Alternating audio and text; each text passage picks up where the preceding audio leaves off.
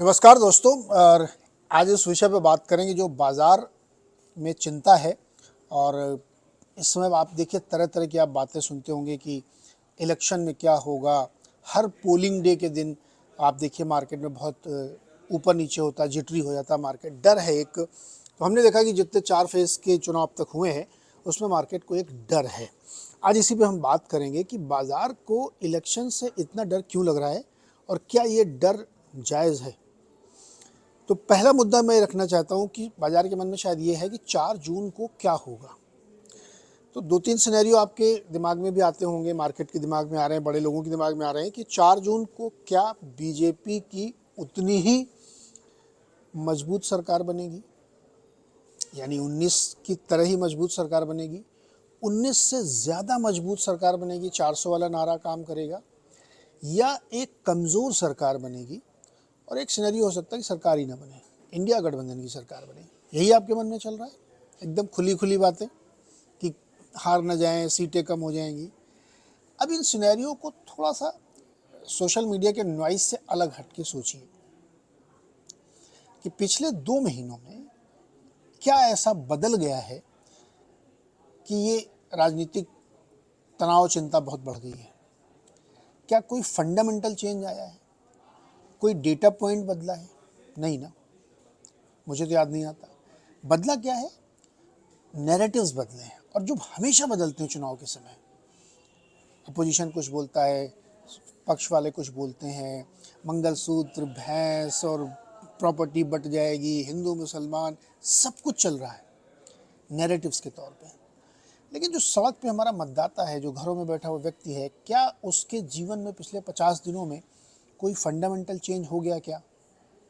अगर आपको लगता है कि वो हो गया है तो फिर अलग बात है, लेकिन अगर नहीं हुआ है तो आपको ये सोचना चाहिए। तो अगर हम पहला सिनेरियो लेते हैं, मान लीजिए कि एकदम बिल्कुल जो बम्पर वाली जो दावा किया जा रहा है कि 400 पार की सरकार आई, तो क्या होगा? तब तो आपको मतलब चिंता ही नहीं करनी चाहिए, सुपर सॉलिड होगा।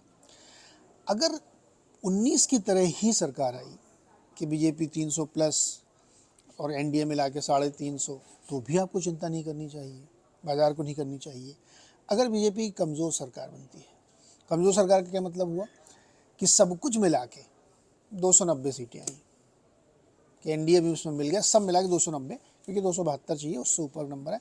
तो एक सरकार बनेगी जिसको मार्केट कंसीडर कर सकता है कि ये पिछले साल के मुकाबले या पिछले 2019 के मुकाबले एक वीक गवर्नमेंट है। क्या उसको लेकर के आपको चिंता करनी चाहिए? और चौथा है कि वो हार गई, तो चौथी सिनेरियो एकदम डिफरेंट है। अब जरा तीसरे और चौथे सिनेरियो को समझिए आप। पहले दो में तो कुछ फर्क नहीं पड़ रहा है। अगर आपको ऐसा लगता है या मार्केट को ऐसा लगता है कि 290 एनडीए की सीटें आई और सरकार बनी, इसलिए बाजार गिर रहा है, तो क्यों गिरना चाहिए बाजार को? 272 में सरकार बनती है, और अगर 290 भी एनडीए लेके आती है तो भी कोई फर्क नहीं पड़ेगा, कोई चीज़ बदलने वाली नहीं है, और उसी दमदारी से सरकार चलेगी, क्योंकि लोग भूल गए, मैथमेटिक्स भूल गए कि 272 की सरकार बनती है। चौथा सिनेरियो अगर हो जाएगा कि यानी एनडीए की बजाय इंडिया गठबंधन की सरकार बनी, तो एक मिलीजुली सरकार बनेगी। आपको मैं अगेन कह रहा हूँ कि मार्केट को लोग बहुत गलत समझते हैं। 19 में, 24 में, 4 में, सब जगह मार्केट जिटरी हो जाता है इलेक्शन से पहले, उसके बाद शांत हो जाता है। अगर आप एक ये सिनेरियो भी सोच के चल रहे हैं 4th नंबर वाला, तब भी आपको बहुत परेशान होने की ज़रूरत नहीं है, क्योंकि देश चलाने, सरकार चलाने या इकोनॉमिक पॉलिसीज़ का फार्मूला बहुत रेयर बदलता है। थोड़ा चेंज होगा, वो चेंज क्या होगा? पॉलिसी में थोड़ा सोशलिस्टिक फ्लेवर ज़्यादा बढ़ेगा, क्योंकि आते ही उन्होंने प्रॉमिस कर लिया है कि हम ये देंगे वो देंगे, तो उसका एक दबाव रहेगा। तो मार्केट उस समय एक नीजर रिएक्शन ले सकता है, लेकिन कुछ दिन बाद वो भी नॉर्मल हो जाएगा। तो पॉलिटिकल सिनेरियो जो हमने आपके सामने 4 रखे, उसको लेकर के आप बहुत ज़्यादा तनाव में मत आइए कि दुनिया बदलने वाली है, पता नहीं क्या हो जाएगा। ऐसा कुछ नहीं होने वाला है। 19 में भी यही हो चुका है, 14 में यही हो चुका है, 9 में हो चुका है, 4 में हो चुका है। 4 में तो लोअर सर्किट लगा था, और 4 से 8 के बीच की रैली आपको याद होगी।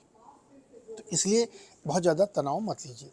दूसरी बात है, फिर इतनी बड़ी चिंता क्या है बाजार की? अगर आप मेरी बात से कन्विंस हैं तो फिर आप सवाल कर सकते हैं फिर यार क्यों बाजार में इतना तनाव है? क्या बजट को लेकर चिंता है क्या? This is the question. जो एक रियल क्वेश्चन है वो ये कि तुरंत बाद चुनाव के बजट की तैयारी में सरकार जुट जाएगी, चाहे जो आए। अब यहाँ पे इर्रेस्पेक्टिव मानते हैं। बजट आएगा जुलाई में, फर्स्ट सेकेंड वीक कहीं भी आ सकता है, लेकिन जुलाई में आएगा। ये बजट अगले 5 साल के लिए गाइडेंस देगा। करंट गवर्नमेंट ने कहा है कि हम आते 100 दिन के एजेंडे पर काम करेंगे, फिर बड़ी बड़ी चीज़ें करेंगे। यहाँ पे असली चिंता है, जिसको मैं भी मानता हूँ, क्योंकि ये बजट नेक्स्ट 5 ईयर्स की गाइडलाइंस रखेगा कि क्या बड़े चेंजेस होने वाले हैं, क्या बड़े परिवर्तन होने वाले हैं, पॉलिसी क्या होगी, इंफ्रा पुश कितना होगा, कितना सरकार खर्च करेगी, ये सारी चीज़ें उसमें आएंगी। और एक और चीज़ को लेकर के बाज़ार बहुत चिंतित है कि क्या कैपिटल गेंस टैक्स में कोई ट्विकिंग हो सकती है, क्या डायरेक्ट टैक्स कोड जैसी कोई चीज़ हो सकती है क्या, या कोई ऐसा फार्मूला आ सकता है क्या जिससे बड़े निवेशकों को या अमीरों को कोई चिंता हो सकता है। क्योंकि ये मैंने आपसे कहा ना कि ये 5 साल के बजट का एजेंडा होगा, तो ये एक बहुत वाजिब और जायज़ चिंता है जिसको समझना चाहिए, क्योंकि इसका असर पॉलिटिक्स पे, पॉलिसीज़ पे, पॉलिटिकल इकोनॉमी पे पड़ता है। तो मुझे लगता है कि चुनाव की बजाय बजट रियल कंसर्न है मार्केट का, जिसको मैं सपोर्ट करता हूँ और रेस्पेक्ट करता हूँ कि ये कंसर्न आपका होना चाहिए, जो कि डेटा बेस्ड होता रियल है। तीसरी चीज़ ये है कि एफआईआई इतना बेच क्यों रहे हैं? क्या उनको बजट की चिंता है या इलेक्शन का डर है? एफआईआई क्यों बेचने जा रहा है, इसको समझिए आप। कोई भी बड़ा निवेशक कभी भी अनसर्टेनिटी के बाजार में अपना पैसा नहीं रखता है। क्यों नहीं रखता है? आप पिछले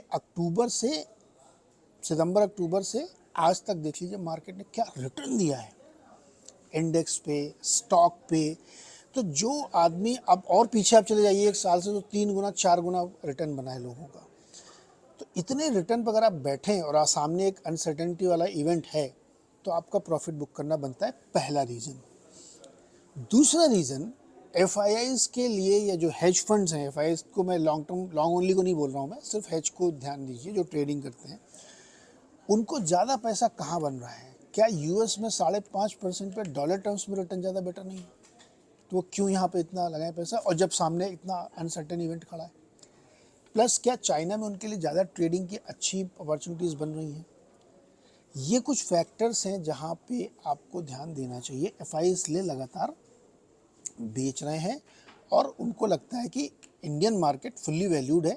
आप मल्टीपल देखेंगे जाके तो 22 के आसपास आज भी आपको मल्टीपल दिखेगा निफ्टी का, बावजूद इसके कि अर्निंग आपकी बहुत अच्छी है, डोमेस्टिक सपोर्ट है, लेकिन एफआईआईज को वो कंफर्ट अभी नहीं दिख रहा है। तो एफआई कब लौटेंगे या कब बाइंग बंद करेंगे, पक्के तौर पे कहना बड़ा मुश्किल, क्योंकि उनकी बटन मैं नहीं दबाता हूँ, वो खुद दबाते हैं। लेकिन ऐसा अनुमान है मार्केट का, ऐसे हिस्टोरिकल डेटा सपोर्ट करते हैं कि चुनाव के बाद ये जो गिरावट बहुत ज़्यादा हो रही है, बिकवाली हो रही है जो एफआईआईज की, ये थोड़ा थमेगी।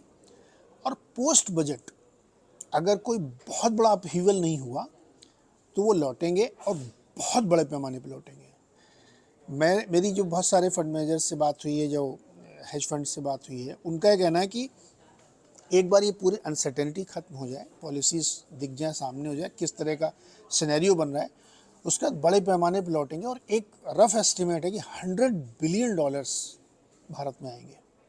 आप $100 बिलियन मतलब 8-9 लाख करोड़ होता है, बहुत बड़ी तेज़ी बनेगी अगले कुछ सालों में। तो वो आपको ध्यान रखना चाहिए। तो एफआई इसलिए बेच रहे हैं। चौथा पॉइंट है कि ऐसे में आपको क्या करना चाहिए, ये सबसे महत्वपूर्ण है।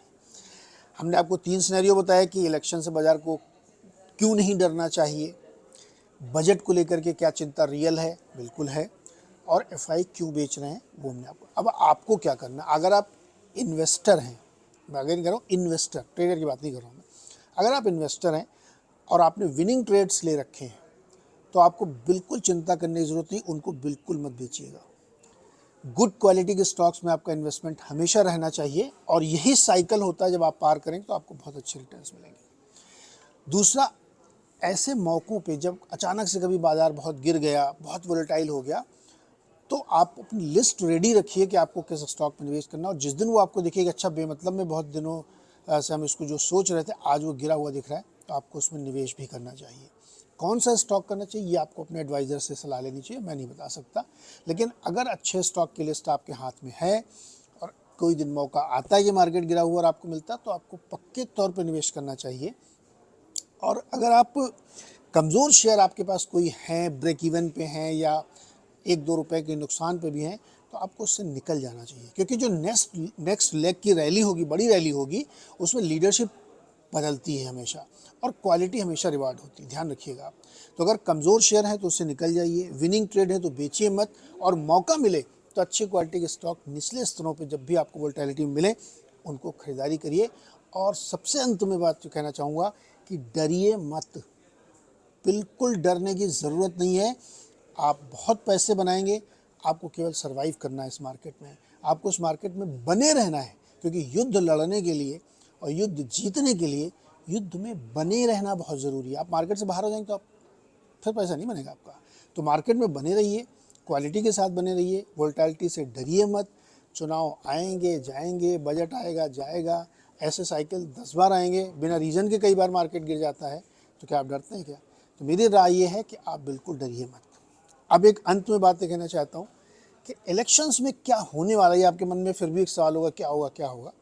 आज मैं नहीं बोलूँगा इस बारे में, लेकिन 25 मई के बाद, यानी जब 6 राउंड का इलेक्शन हो जाएगा, तब मैं एक वीडियो बनाऊंगा और उसमें मैं बताऊंगा कि मेरा अनुमान क्या है, मुझे क्या लगता है कि कौन जीत रहा है, कितनी सीटें आ रही, किस तरीके, ये मैं थोड़ा सा एस्टिमेट करने की कोशिश करूंगा। वो भी एक बहुत ही सधे अंदाज में होगा, जिससे कि कोई गलत मैसेजिंग ना जाए। लेकिन मैं 25 तारीख के बाद एक वीडियो बनाऊंगा और उसमें मैं बताऊंगा कि मुझे क्या लगता है कि इस इलेक्शन में क्या होने वाला है। तो होपफुली आपको काफ़ी मदद मिली होगी, आपकी चिंताएं कम होंगी। डरने की ज़रूरत नहीं है, मार्केट बहुत रिवार्ड करता है और उन्हीं को रिवार्ड करता है जो पेशेंटली इसमें बने रहते हैं।